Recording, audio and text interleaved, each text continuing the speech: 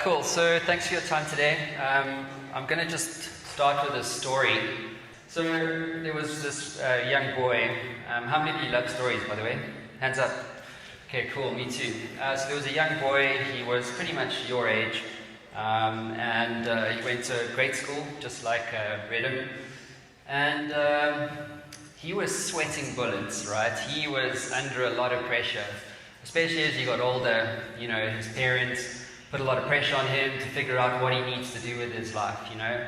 And that made him uncertain, you know. What are you supposed to know about what you're meant to do with your life when you're 16, 17, 15 years old? How many of you agree with me there? Yes? Hands up. And the biggest thing was, you know, as he moved through the grades of high school, it felt like for every year he was running out of time to kind of make these decisions. You know, what should he do? Should he become a doctor? Should he become a car mechanic? Should he become an entrepreneur? What should he do? And every year that passed by, it was just this pressure that was building on him over and over again. And it seemed like his friends had all the answers about what they wanted to do, but he was just still very uncertain about what lay ahead for him. He was also told things like, follow your passion, or find your purpose. How many of you have been told that before? Yeah? And he didn't know what that was. He had lots of passions. He liked music, he liked going out, he liked dancing, he liked learning new things, hanging out with friends. And so what should he follow? Must he follow one thing? Must he follow more than one thing? And that made him very confused again. And, you know, he was more concerned with fitting in with the cool kids. You know, how many of you are cool kids here? Hands up. Not one. Okay. Well, I think you're all cool, all right? So you can take it from me. But he was more concerned with peer pressure, you know, about fitting in and living up to the expectations of what he saw in magazines at the time. In your world today, it'll be Instagram. How many of you are on Instagram? Yeah? So lots of pressure for those likes, right?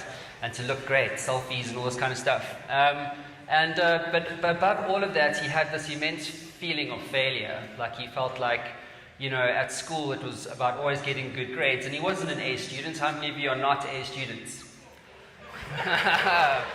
Okay, right, all of you can go. But it was this thing of failure, you know. It was about like, you must get good grades at school, and you know, if you don't get good grades at school, you're not going to go to university. If you don't go to university, you're not going to get a job. How many of you can relate to this? Hands up. Pretty much a lot of you, right? And so he also had this thing of imperfection, like he wasn't good enough to achieve the things that he saw in the world around him, like the celebrities on billboards, these really rich entrepreneurs who seemingly built these huge companies worth hundreds of millions of rands and dollars in seemingly no time at all. But what if I told you this same boy transformed himself into an international best-selling author on Amazon? He founded 10 companies on 3 continents. He was voted the most creative person in business by Fast Company magazine. He built Africa's best tech startup, and he speaks all around the world. How many of you would say that that's quite remarkable as a transformation? Okay, that person was me. So I was that little boy. Thanks, man.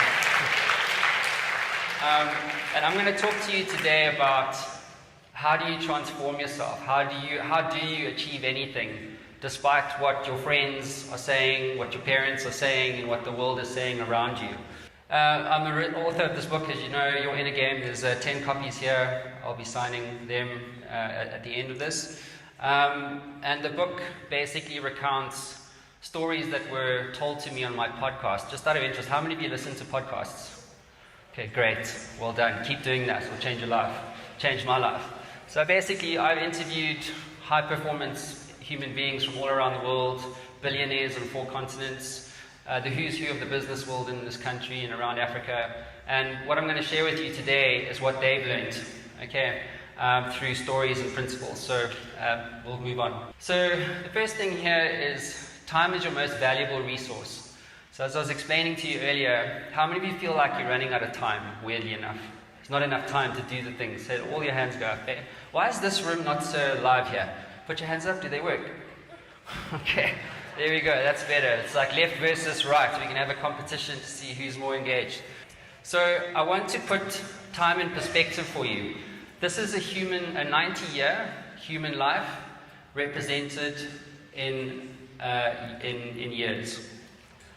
Okay, that's an entire life. How many of you would like to live to 90? How many of you are going to live to beyond 90? Go on then, get your hands up, especially this side. So 90 years, 90 years, when you see it like that, it doesn't look like a lot, right? It's like, sheesh, is that really 90 years? This is that same 90-year human life, but in months. So every row is 36 months or 3 years. So where are you? Can you see? You find yourself? How many of you have found your circle? How many of you are still looking? Okay. That's a 90-year human life in weeks. So that's all you got, right, in your life. We all have time equally, which is the point. Whether you're Bill Gates, whether you're Matt Brown or Mav or Q or any of you sitting in the audience here, that is all you got in weeks, right? So how many of you want to get married one day? Mainly the girls, not so much the guys. So when you get engaged, you get a diamond ring, right? So that's a diamond ring. And if you take a half a carat diamond, right, and you took 90 half a carat diamonds and you put it into a tablespoon, the same tablespoon that you eat for breakfast, you would only have 4,680 of those, and they would all fit into a tablespoon. That's how much time you have, right? I'll talk to you about IQ in a second, but just the final point about time. It really is the most valuable resource you will ever have. It's more than money, it's more than your friends, it's more than your family, even though it doesn't make sense when I say something like that. But time really is your most valuable resource. Every day counts. Every day counts. So IQ is no longer enough. So how many of you here have heard of something called artificial intelligence? Okay, most of you. Okay, cool. How many of you want to work with artificial intelligence? Business owners, entrepreneurs, hands up, aspiring business owners? Okay. So, at school, the reason why I do these kind of talks and I make the time to speak to kids like you is to help you understand the world that you're going to inherit. Because the educational system is brilliant and it has its place. But for a world that's driven by technology like artificial intelligence, it's very important that you understand how you become relevant in that context, right? How many of you guys play Rubik's Cube? How many of you can finish it? Not so many. Okay. This is the world's fastest human at the game of Rubik's Cube. Okay. So that's 4.22 seconds. So guy, how many of you are pretty impressed by that? Okay, so Rubik's Cube is a game of IQ, right? So being able to remember the logic and the sequences behind the game. So 4.22 seconds, that is the world's best, right? In the entire world, 7 billion people, this chap here, not much older than some of you in this hall, is the world's best at this game, 4.22 seconds. Now let's talk about AI. This came out about 3 weeks ago. AI solves Rubik's Cube in 0.38 seconds. Okay? How many of you think you're smart?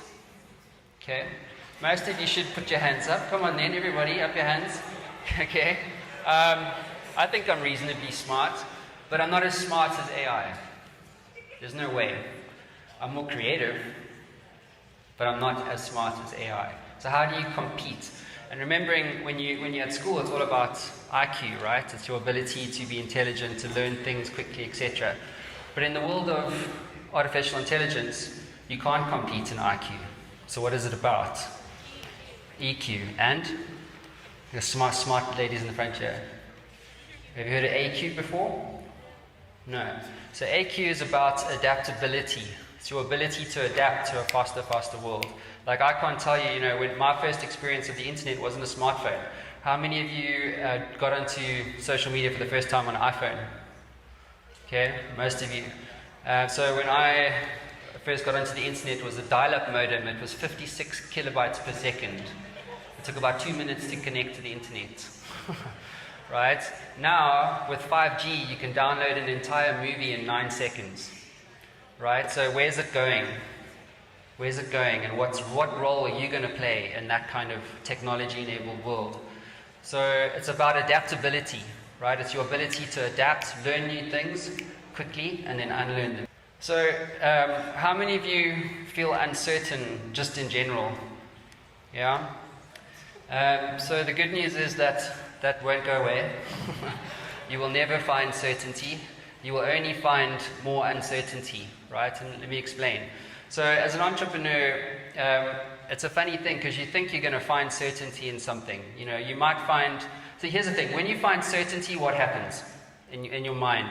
If you're absolutely certain that this is going to happen today, if you're certain that this movie is going to end a certain way, what happens? You get bored, right? How many of you like being bored? Not a single one person up there. Stand up, dude. You can go to the back, right? So one man likes being bored. Okay, great. Probably plays a lot of Xbox, right? To be unbored. But boredom is a real thing, right? If you're certain all the time. So actually it's about uncertainty because that's where you find what?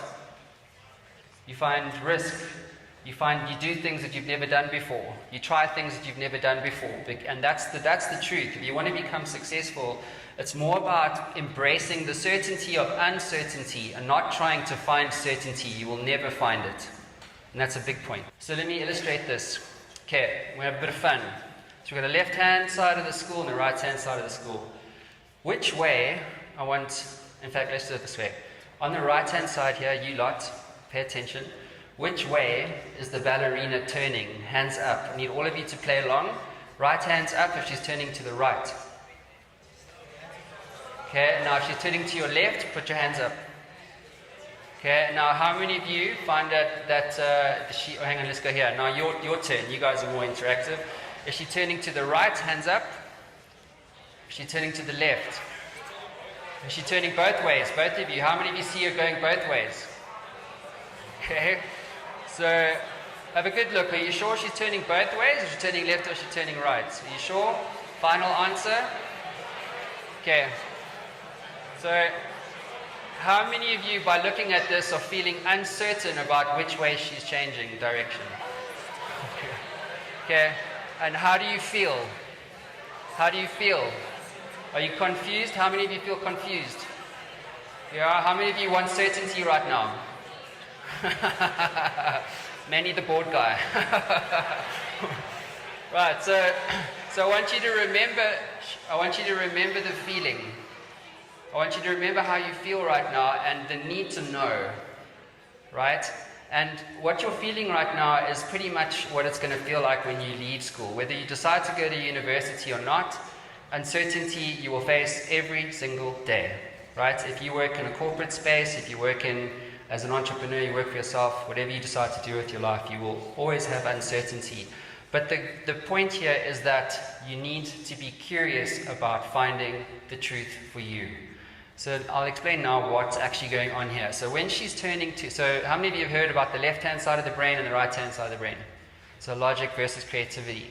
So basically what's happening is if she's turning to the right, you're using the right-hand side of your brain. And if she's turning to the left, it's the left-hand side of the brain. And if she's changing direction, it's the two spheres of your brain activating and spinning her in different directions, trying to figure out the answer. Pretty cool, eh? But I want you to remember the ballerina and uncertainty and about being curious about finding the truth. Okay, so the thing about uncertainty though, and this is a big point, so try and land this one if you can. The thing about uncertainty is that it breeds fear. Right? I'm uncertain, I'm confused, I have doubt. How many of you felt those things? I doubt which way she's going. Great. So the thing about fear is that it creates emotions.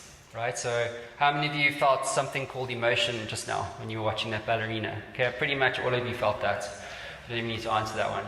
But the thing about fear and doubt and uncertainty is that it creates an emotion, and emotions lie.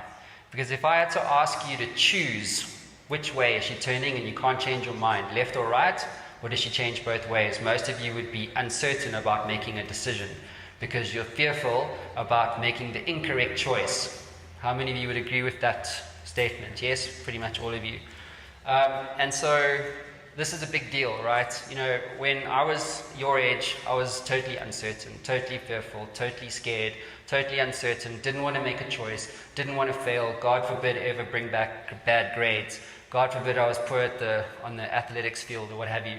And so I was wrapped in fear, and it took me a long time to recognize that fear is a liar.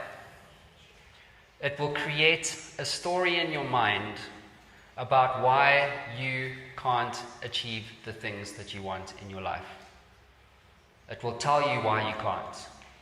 It will tell you why if you got, none of you are fat, but when you get older, a lot of people suffer from obesity, right?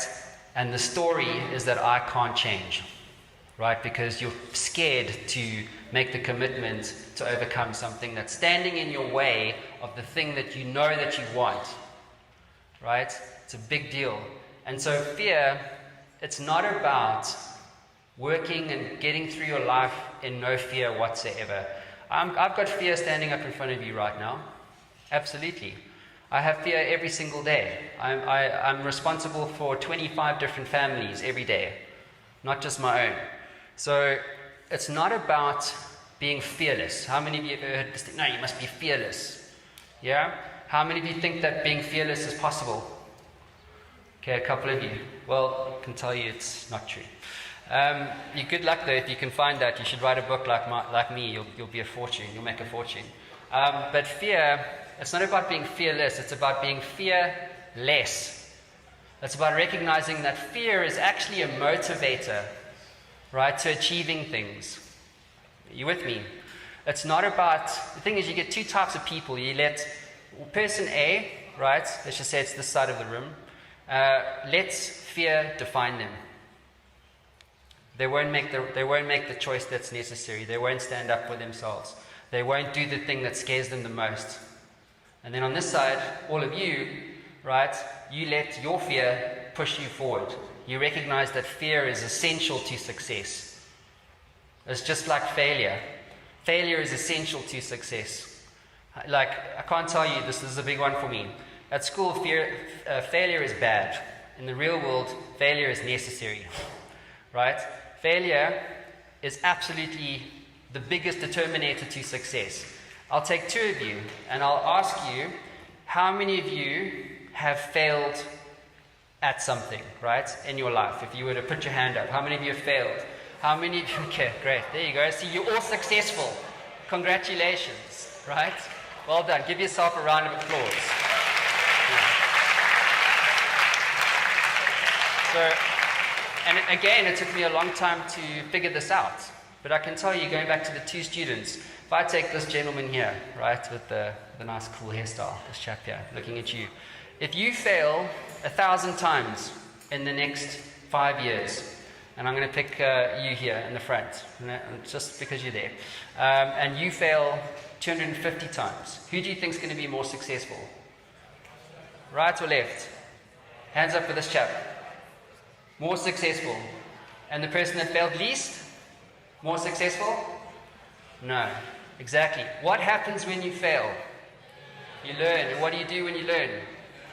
You grow and you become better. You become a machine, right? And this is such a very important point, because failure is told to you that it's bad.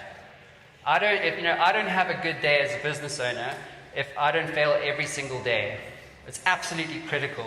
So this is me, where I am on this row. How many of you think that I'm old? Yeah. So my life's just getting going. It's just getting going, despite everything that I've achieved. You've got so much time to make mistakes, to make failures, to get better and to grow. And the biggest thing is, you don't need to decide today. One of the big things is for me is like, don't make any massive decisions until you're 30. As a guideline, maybe. You can take this advice or not. Your life is yours. You make your own decisions. But for me, what do you know? You don't know anything when you're in your 20s. You don't even know anything really now, right? You don't know anything about what you really want, what makes you happy, what makes you fulfilled. And it's about removing this pressure off yourselves and to start enjoying life, right, fully. Because it's very easy to get sucked down into the pressure of the world when you leave school, right? And that's what school, well, most things won't prepare you for. So what does success mean to you? How many of you want to be successful? Okay. How many of you know what success means to you? Some of you, great, well done. So just flip it for me, next one. So you can keep going till it's full. So how many of you know the chap on the right there? Your left, sorry. Elon Musk, yeah? So how many of you want to be like Elon Musk? Yeah? Okay. How many of you want to be a doctor? Yeah? There you go. Especially you three, I can tell. How many of you want to be an Air Force pilot? Fly fighter pilots, okay? How many of you want to be a mechanic? There you go, nothing wrong with that. How many want to be an author like J.K. Rowling? No, but how many of you like the books? Movies? Okay. And AKA, down the bottom left there, he wants to be one of those gangsters. Yeah? Yeah. Okay, good. Here's the thing about success. Okay? Is that no matter what you choose, you can be Elon Musk, you can be a doctor, a mechanic, an author, insert whatever you want to do with your life. But whatever you decide to do, know this. You're going to have a bag of problems. They're saying just problems. From today until you're my age, which is I just turned 40, I was published before 40, okay? But whatever you decide to do, you're going to inherit problems. That's it. That's what life's about. One big problem. And you're going to change careers and you're going to inherit a new problem.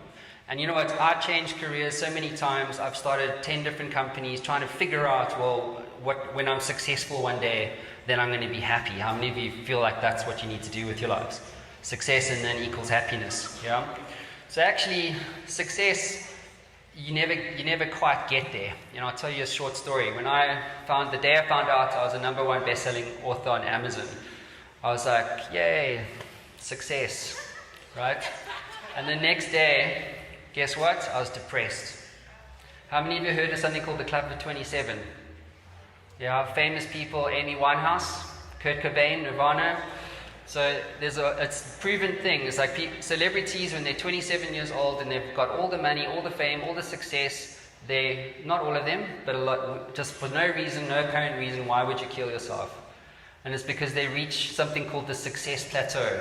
Every single billionaire that I've interviewed on my podcast does not regard themselves as successful. I don't regard myself as successful. In fact, the label is okay, #1 best-selling author, but I'm thinking about #2. Because if I rest back on the idea that I'm #1 in anything, the next day I guarantee you someone's going to come and eat my lunch. Right? It's not enough to be successful. So what is it about? If you decide to become Elon Musk or whatever the case is, it's about finding the struggle that you can fall in love with over and over again. It's about finding the problems that truly light you up. You three here about the aspiring doctors, making people well, keeping them healthy, fixing cars, dealing with, building a space tourism company, whatever it is. You have to find the things. If it's Xbox here, Mr. Boredom guy, right? You need to find, but that's fine, right? But you need to figure out what that is for you. Let me get this right. Success without fulfillment is the ultimate failure. How many of you want to be rich? Most of you, yeah?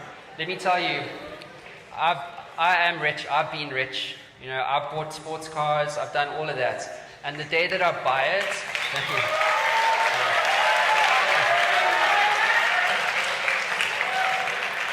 But guess what? Here's the newsflash. It doesn't make me happy. It doesn't make me fulfilled. It's nice, sure, I enjoy it. But it doesn't make me fulfilled. And this is the thing. What does make me happy is solving problems like being here today. Helping young, aspiring minds like you guys figure out what could be the truth for you. That's a massive problem that exists all around the world. And that's a problem that I fall in love with. And that's what makes me fulfilled. And you need to figure that out for you. But it's one big problem. So I'm going to end off with 3 things. You mentioned the why story. The why is a big one. This is a guy called Joey Evans. His why was to finish the Dakar Rally. How many of you heard of that before? Dakar Rally? Okay, it's a the world's longest endurance rally. It's like 8,000 odd kilometers on a bike, right? Every day, back to back for like 2 weeks. It's insane. Most people don't survive. Certainly a lot of people don't finish. But that was his dream. Anyway, so one day he was at a local competition preparing for this event. Next slide.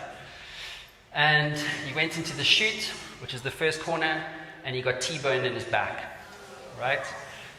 Next slide. This is Joey with his 4 daughters, and after the accident, he was told by 6 different doctors that he would never walk again. Okay? And when I interviewed him, I said to him, what was going through your mind then when you were lying in this hospital bed being told you'd never walk again? And he said to me, Matt, you know what, the thing is, I've got these 4 daughters and I'll never walk any of them down the aisle. Right? So imagine how hopeless he felt. But one day, he got a feeling in just his big toe. How many of you got a right big toe here? Okay. Okay. So wiggle your right big toe. Just do it right now. Okay. Just do it for me. Humor me. And he thought, why can I feel my right big toe? And he couldn't feel anything from the neck down, eh? And he was like, that's strange. And day after day, he just wiggled that toe. Day after day, wiggled and wiggled and wiggled it. And so it went. And eventually, the neurons started to fire, and he started to get more and more feeling in his feet, or his right foot. And then it moved up to his knee. Then it moved up to his leg. And then he started to get feeling in his left leg. Now, you must understand the pain that this takes, the mental fortitude that it takes to literally rewire your motor neuron system. And this is, by the way, despite what 6 different doctors have told you. Okay? This is him going through his recovery. It is the most insane pain. Even the words don't fully quantify how insane this was for him. So fast forward 6 months to a year, he's starting to ride again. He has to compete in a local rally. And this is not even the Dakar yet, he's still qualifying. And after like 9 months, a year, he's rebuilt himself. And he gets hit by a cow. Right? Comes around the corner, there's a big ass cow, boom. And guess what? Back in hospital, 6 months. All over again. Broken bones, the whole thing. Fast forward to the Dakar rally, he's now raised 1.5 million rand despite all these medical bills, because he's now a darling son of this riding community. And this is now the final day. He's got 1 stage to go. He's done about 400 Ks. He's got 600 Ks to go when he gets to the checkpoint. He comes over the hill, and a truck rides over him from behind. Okay?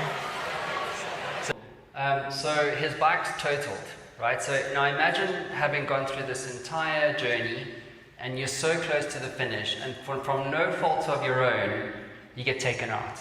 Your dream's literally stolen away from you when you're that close, right? He doesn't get to do this again. So this is his bike, it's totally totaled, and he's in a hopeless situation. So what he does, he dismantles the parts in the bike that aren't broken, and he slugs them onto his back, and he just walks through this desert. And he walks completely hopeless, right, situation. He thought it was over. And he left his bike there, and what they have are these sweeper trucks that come around and they collect all the, the riders and the bikes and the cars that have broken down and all this kind of stuff. So he keeps walking, and like 2 hours later, now you must understand there's no one around, right? He's completely isolated in the desert. He walks over the sand dune, and as he comes over the sand dune, he sees a bike, just like his, lying on the floor, but working, and no one around. Okay? So in the Dakar, there's a rule that you cannot finish on another bike. You have to finish on your bike. And what they do is they put serial numbers on the frames of the bikes to make sure that they can track everybody. So what happened was, and he didn't know this until after the race, but a French rider had an accident. He got air-backed by helicopter to a hospital, and the bike was just left there for the sweeper truck. So he comes along, sees the bike, and it just happens to be the exact same model and make of his bike. So he dismantles the pieces of that bike, puts his pieces on, or his parts onto that bike, and then he finishes that stage, has 1 hour sleep, then does another 600 Ks to the finish. And he was only the 7th South African ever to complete the Dakar Rally. So when you think about that journey for him, what gave him the motivation to continue despite everything that was happening around him? And when I asked him that, it was just one simple thing. It was why. He just needed a strong enough why, because when you have a strong enough why, you can bear almost any how. Right? The how is almost irrelevant. Like, my why is very clear. But when you know that and you figure that out for yourself, everything else doesn't matter, because you can overcome it. But you have to figure out what that why is for you. So purpose, going back to this thing around, I was told when I was young, you must find your purpose. You must find the thing that you're passionate about. And the thing is, like, passion and purpose aren't a set of car keys. You don't find them lying around the house, right? You have to create purpose. You have to create passion for yourself. Next slide. There's actually research. This is Stanford University in the States. Next one. And they've scientifically proven, that if you follow your passion, you're more likely to quit. Why? Because when you follow your passion, you think that things will be easier. I love music, so it's going to be easy to become AKA, right? Oh, I love business, it must be easy to become, Elon Musk. But the truth is, when it's harder, when it becomes harder than you bargain for, you quit. So it's actually about having multiple purposes, right? And creating an idea that you think it might be, and then executing on that. And figuring out, is this the thing that I really enjoy? Is this what I really see myself doing? Do I want to be a doctor, or is that an idea that I learned or got from someone else because my dad and my mom was a doctor? I'm not saying that's the case for you, but I'm just saying think about it. So the way you figure out your why and your purpose, it's about answering this question. I've got a book here, it's called Your Inner Game. What book are you writing in the next 5 years, and what's in the title of the book? It's a good one, eh? Think about that. What are the actual words? What are you writing? Because if it's your story, it's got to come from you. It can't come from outside of you. How many of you heard of the story about Colonel Sanders and KFC? Yeah, he was 60-something, 67, and he never really got to see KFC become what it is today, right? But he tried to sell that recipe 1,000 times, and he was told no, right? It was a life riddled with failure, right? And in the end, he became successful simply because he didn't quit, he persevered. How many of you like Rockomamas? Yeah? How many of you want Rockomamas right now? Okay, cool. So I interviewed Brian Altrich. He's the CEO and founder of Rockomamas, and he actually built this amazing company that's now got chains and stores in 12 different countries around the world. And he built his entire business on this idea of imperfection. Because when you buy from McDonald's and Burger King, you get perfect burgers, perfect tomato, perfect cheese, perfect amount of lettuce, just the right bun, and it's a manufacturing line of cool, right? But when you go to a Rockomamas, if I take you 5 ladies to Rockomamas and we order the same hamburger, when it's served on the table, they all look different because it's called the smash burger. They literally smash it. So every time you smash a patty, it comes out different. And when I was interviewing him, I said, why did you choose this idea of imperfection? Surely you want to have a perfect product. Surely you want to be perfect when you go to market. And he said no, and he told me the story, next slide, of these Persian rug makers, right? So this has been going on for thousands of years. And when they make Persian rugs, which are very, very expensive, what they do, how many of you would say that looks pretty perfect? Okay? So in every Persian rug, what they do is they deliberately misstitch the rug somewhere in there. And they do that because their belief religiously is that nothing can be as perfect as God. And so they deliberately misstitch this thing. And I want to make this point about imperfection.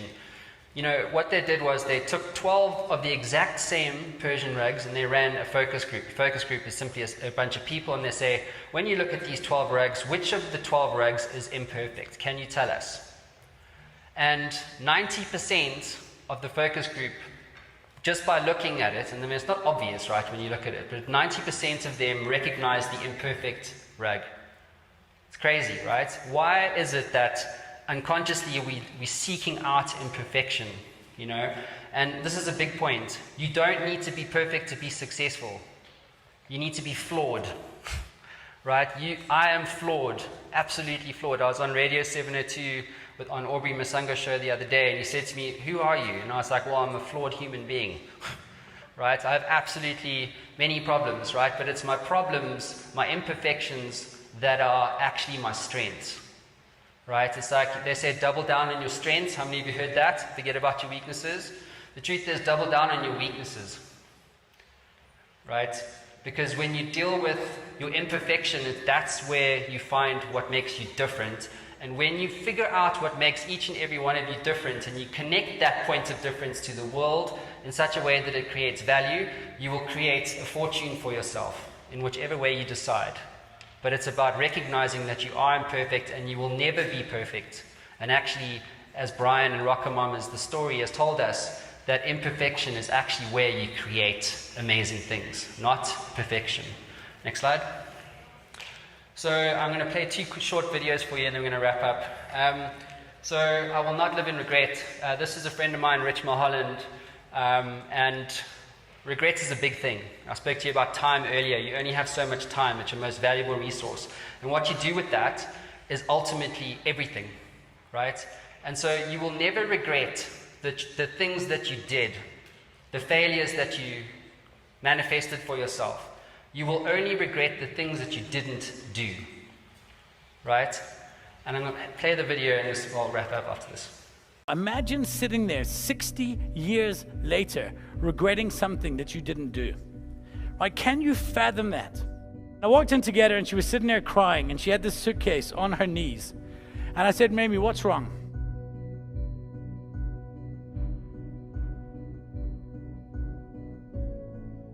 When she was young, and she was about 20, she was born, I think it was in 1908, so about 1928, she moved to Canada. And she moved to the Toronto area, and she met a man there by the name of Leslie John Moore, and she fell in love with him. So eventually one night, he takes her out to the Great Lakes, and he gets down on one knee, and he asks her to marry him. And she says yes. So it was a beautiful thing. So she says she has to go back to Scotland to get her stuff and tell her family. So he gives her a suitcase, and it has his initials on it. It says LJM, Leslie John Moore. And she takes the suitcase, and she gets on a boat, and she goes back to Scotland. And she tells her mom and her dad that she is engaged to be married, and they're all very, very happy. And then they turn around and they say to her, "Hey, but this guy, is he a Catholic?" And he says, no, he's a Protestant. And at that time, that was a big deal in Scotland. So Mamie was never allowed to speak to that man again, ever.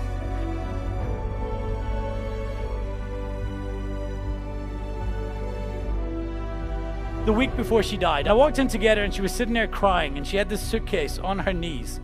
And I said, "Mamie, what's wrong?" And she said, "I was just wondering what my life would have been like if I'd married Leslie John Moore."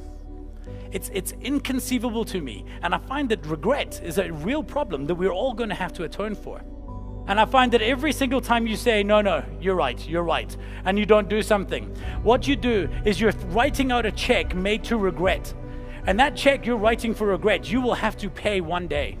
One day you will sit there with your grandkids and you will have that suitcase with LJM on your knee and you'll have to ask for forgiveness for yourself for all the shit you didn't try. It's far better to live with the regret of the mistakes you have made than to die with the regret of never having tried.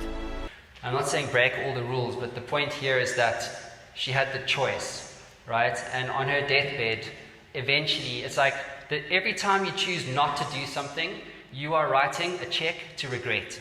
And on your deathbed, on my deathbed, you're going to have to cash that check in, right? And it's a sad thing when you hang out with old people at old age homes or just with your grandparents. Even my father-in-law, the thing that he regrets is not doing more, right? Not taking that chance, not eloping, not getting married, or whatever the case is. So you only get one life, and it's important not to live life in regrets. Like, I do this, I don't get paid to do this, but I'll never regret being here with you guys today. Next slide.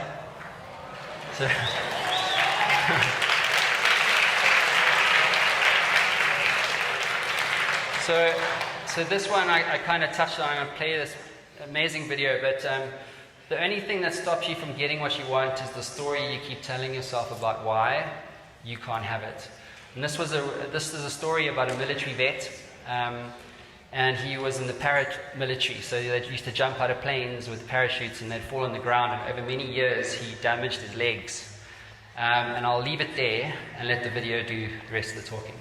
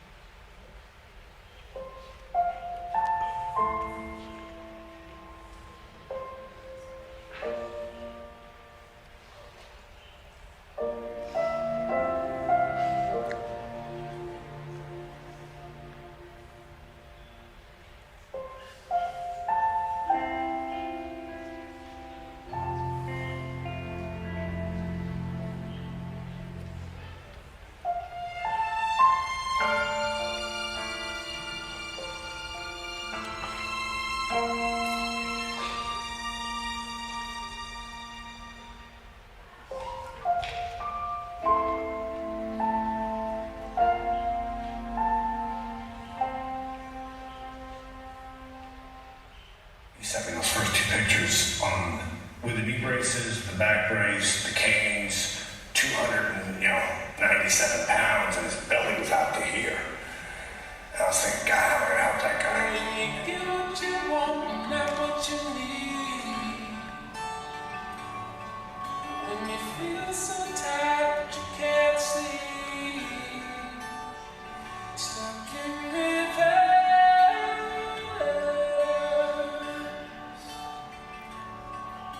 Tears come streaming down your face.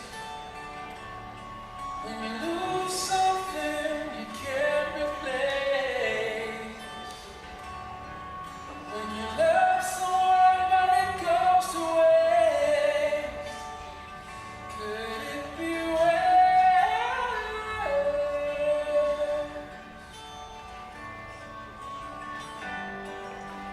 Lights will guide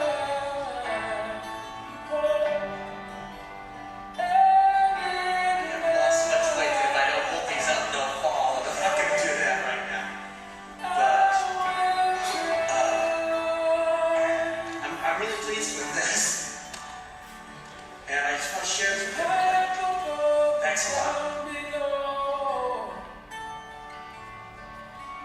Too in love to let it go. But if you never try, you'll never know Here's where I'm at now. what you wear.